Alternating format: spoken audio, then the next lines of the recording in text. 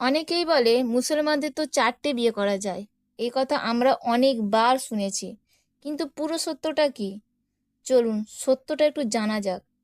অনেকে মনে করেন উহুদের যুদ্ধের পর অনেক মুসলিম পুরুষ শহীদ হয়ে যাওয়ায় সমাজে হঠাৎ করে অনেক বিধবা নারী ও এতিম শিশু বেড়ে যায়। তাদের নিরাপত্তা, দায়িত্ব নেওয়া এবং সমাজের ভারসাম্য রক্ষা করা তখন বড় একটি বিষয় হয়ে দাঁড়ায়। তবে একটি বিষয় মনে রাখা দরকার, কোরআনে সরাসরি বলা নেই যে শুধু উহুদের যুদ্ধের কারণে এই আয়াত নাজিল হয়েছে।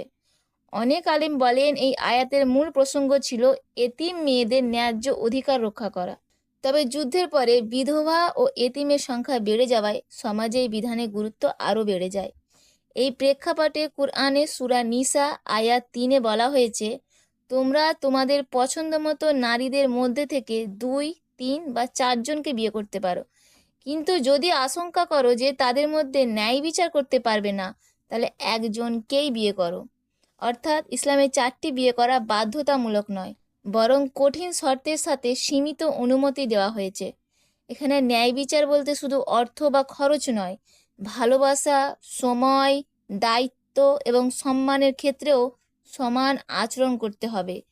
নবী করিম সাল্লাল্লাহু আলাইহি ওয়াসাল্লাম বারবার বলেছেন, যে ব্যক্তি একাধিক স্ত্রী রাখবে কিন্তু তাদের মধ্যে ন্যায় বিচার করবে না, সে বড় শাস্তির সম্মুখীন হবে। তাই ইসলামের আসল শিক্ষা হলো ন্যায় বিচার করতে পারলে তবেই একাধিক বিয়ে, আর যদি না পারো তাহলে একজনই যথেষ্ট। ইসলামের সত্য ও সুন্দর বার্তা জানতে আমাদের চ্যানেলটি সাবস্ক্রাইব করুন। নূরের পথে নাদিয়া বেগম।